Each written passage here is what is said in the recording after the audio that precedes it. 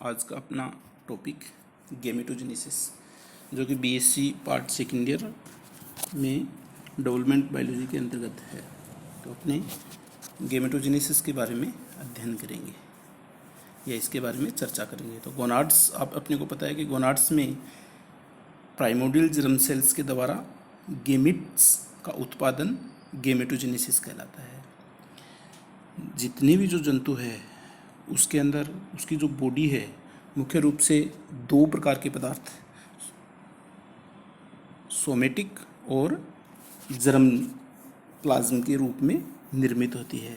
तो भ्रूणीय परिवर्तन के दौरान अपने को पता होता है कि इस चीज़ के अंदर कि जो जर्म सेल्स हैं वो पर्टिकुलर जो गोनाड्स पार्ट है वहाँ पर जाकर कलेक्ट होती है और आगे चल के जनन क्रियाओं के संबंध में उसमें भाग लेती है। और जो सोमेटिक सेल्स होती है वो सारी की सारी अपनी जो कायिक कोशिका या जो सोमेटिक है वो बॉडी की ग्रोथ के अंदर अपना योगदान करती है। तो जितने भी जो जंतु है या एनिमल्स हैं उनके अंदर मेल और फीमेल दोनों प्रकार के जंतु है, तो उनके अंदर उनकी जो जर्म सेल्स है उनके द्वारा गेमिट फॉर्मेशन की क्रिया होती है। तो मेल के अंदर टेस्टिस और फीमेल के अंदर ओवरी मुख्य जो गोनाड्स के ऑर्गन्स हैं। तो इसकी स्ट्रक्चर के अंदर जैसे अपन पर्टिकुलर स्पर्मेटोजेनेसिस की बात करें तो स्पर्मेटोजेनेसिस अपने को पता है कि बॉडी के अंदर टेस्टिस होती है और टेस्टिस के अंदर क्या सेमिनिफेरस ट्यूब्स होती है। सेमिनिफेरस ट्यूब्स की जो जर्म एपिथेलियम है वो प्राइमोर्डियल जर्म सेल्स का निर्माण करती है और वो प्राइमोर्डियल जर्म सेल्स है वो स्पर्म के रूप में परिवर्तित होती है। तो ये जो पूरा घटनाक्रम है यही क्या कहलाता है, स्पर्मेटोजेनेसिस कहलाता है। इसी तरह से ओवरी के अंदर उसकी जो प्राइमोर्डियल जर्म सेल्स हैं उनके द्वारा ओवा का निर्माण होता है, तो वो oogenesis कहलाता है। तो अपने सबसे पहले आज स्पर्मेटोजेनेसिस के बारे में चर्चा करेंगे। तो स्पर्मेटोजेनेसिस मुख्य रूप से जो मेल ऑर्गन्स मेल जो जंतु हैं उनकी टेस्टिस के अंदर संपन्न होती है। तो टेस्टिस के अंदर अपन जनरल स्ट्रक्चर की बात करें तो टेस्टिस बॉडी की जो डोर्सल पार्ट है उसकी जो मिजोर्चियम कनेक्टिव टिश्यूज होते हैं उनके द्वारा डोर्सल बॉडी कैविटी के अंदर पाई जाती है। ये इसकी टेस्टिस की जैसे जनरल स्ट्रक्चर के बात करें अपने तो उसके चारों तरफ क्या होता है, उसकी ट्यूनिका प्रोप्रिया का लेयर होता है और उसके अंदर जो दूसरा जो लेयर होता है वो क्या है, इसका जर्म एपिथेलियम का लेयर होता है। यही जर्म एपिथेलियम है वो आगे चल के जर्म एपिथेलियम में दो प्रकार की कोशिकाएं होती है। एक तो सोमेटिक सेल्स होती है या जिनको सर्टोली सेल्स कहते हैं, इसके द्वारा जो स्पर्म है उनको स्पोर्ट और न्यूट्रिशन प्राप्त होता है। और दूसरी जो जर्म कोशिकाएं होती है या जो जर्म सेल्स हैं उनकी द्वारा स्पर्म का निर्माण होता है। तो ये इसके अंदर मुख्य रूप से इसकी है। अब अपन टेस्टिस की स्ट्रक्चर की बात करें तो टेस्टिस के अंदर बाहरी लेयर ट्यूनिका प्रोप्रिया हो गया, इंटरनल लेयर उसकी जर्म एपिथेलियम लेयर हो गई और उसके अंदर असंख्य सेमिनिफेरस ट्यूब्स पाई जाती है जो कि इंटरस्टिशियल सेल्स या लीडिंग सेल्स होती है उनके द्वारा अलग अलग रहती है, पृथक रहती है। यही जो इंटरस्टिशियल सेल्स या लीडिंग सेल्स है मेल हार्मोन्स का निर्माण करती है। मेल हार्मोन अपने को पता है कि कौन सा, टेस्टोस्टेरोन जो मुख्य इसका हार्मोन है।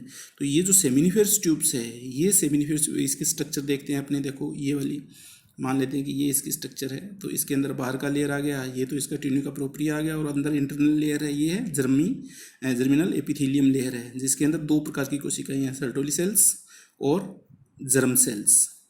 यही जर्म सेल्स आगे विभाजित होकर स्पर्मेटिड और फिर स्पर्म का निर्माण करती है। तो अपना जो मुख्य पहला जो इसका टॉपिक है जो गेमेटोजेनेसिस को, इसके अंदर ये क्रिया दो प्रकार की होती है इसके अंदर, स्पर्मेटोजेनेसिस और oogenesis। तो सबसे पहले अपना स्पर्मेटोजेनेसिस। स्पर्मेटोजेनेसिस की जो क्रिया है या जो स्पर्मेटोजेनेसिस की घटना है वो स्पर्म के अंदर सेमिनिफेरस ट्यूब्स की प्राइमोर्डियल जर्म सेल्स के द्वारा स्पर्म निर्माण की क्रिया है वो स्पर्मेटोजेनेसिस कहलाती है। और जो स्पर्मेटोजेनेसिस की क्रिया है वो दो अवस्थाओं के अंदर या दो फेज के अंदर विभाजित होती है। पहला इसका स्पर्मेटोसाइटोजेनेसिस, प्रथम अवस्था इसकी स्पर्मेटोसाइटोजेनेसिस, और दूसरी स्पर्मियोजेनेसिस। स्पर्मेटोसाइटोजेनेसिस वो क्या है, पीजीसी से स्पर्मेटिड का निर्माण, ये जो घटना है वो क्या कहलाती है, स्पर्मेटोसाइटोजेनेसिस। और दूसरी स्पर्मेटिड से स्पर्म का निर्माण, ये जो घटना है वो क्या कहलाती है उसकी, स्पर्मियोजेनेसिस।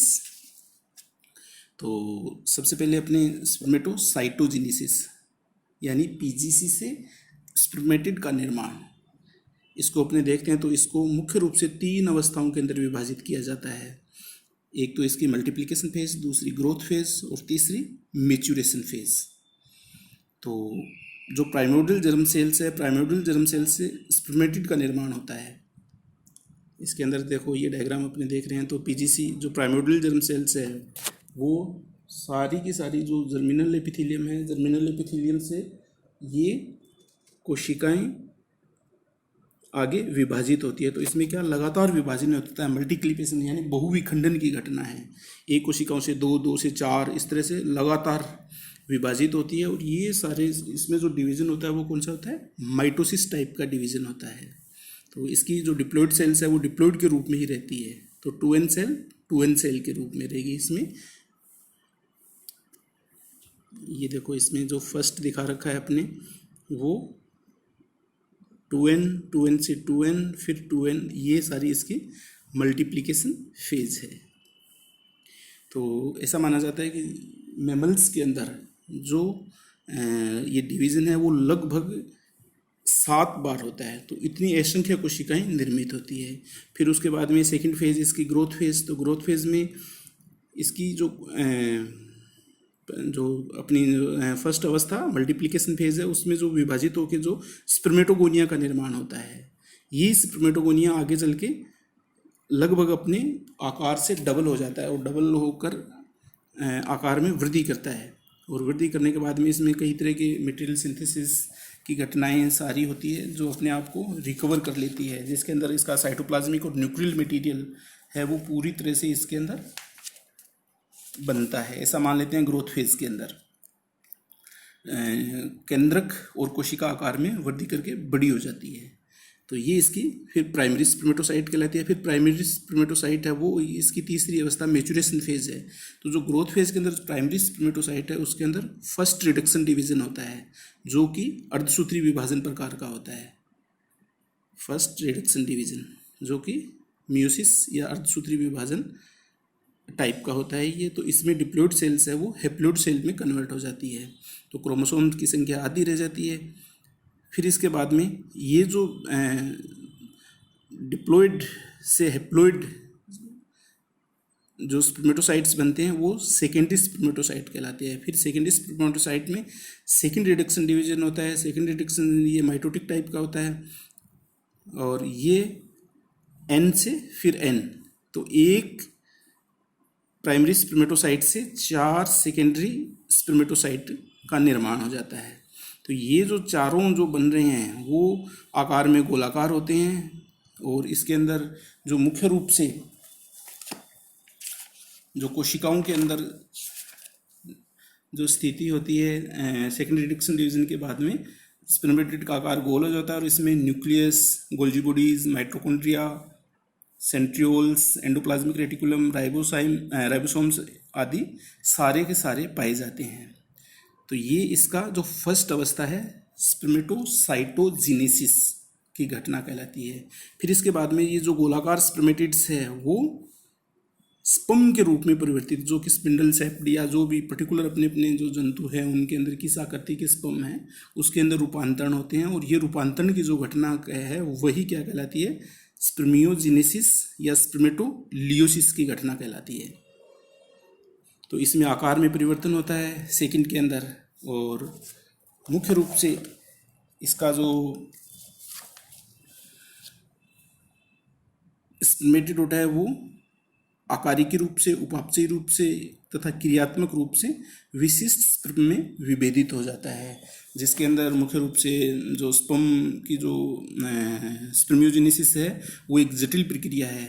तो इसमें बहुत से चेंजेस आते हैं, जैसे एक्रोसोम का निर्माण होता है, एक्रोसोम गोल्जी बॉडी के द्वारा बनता है। तो स्पर्म के स्ट्रक्चर के अंदर आगे की तरफ एक्रोसोम होता है, वो एक्रोसोम निर्माण की घटना होती है, परफोरेटोरियम का निर्माण होता है, न्यूक्लियस में परिवर्तन आते हैं, उसकी टेल का निर्माण हो जाता है, माइटोकॉन्ड्रिया और उसका जो मिडिल पीस है उसके अंदर चेंजेस आ जाते हैं, साइटोप्लाज्म में परिवर्तन हो जाता है, स्पर्म कोट है उसके अंदर परिवर्तन होता है। तो इस तरह की बड़ी जटिल प्रक्रियाओं के द्वारा जो गोलाकार स्पर्मेटिड है वो स्पिंडल शेप्ड या जो इलोंगेटेड स्पर्म के रूप में परिवर्तित हो जाता है। तो ये इसकी सेकंड घटना स्पर्मियोजेनेसिस या स्पर्मेटोलियोसिस की घटना कहलाती है।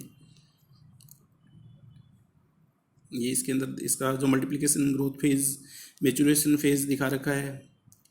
तो इस तरह से ये स्पर्मेटोजेनेसिस अपना टॉपिक था, इसके बारे में अपने चर्चा की। Thank you.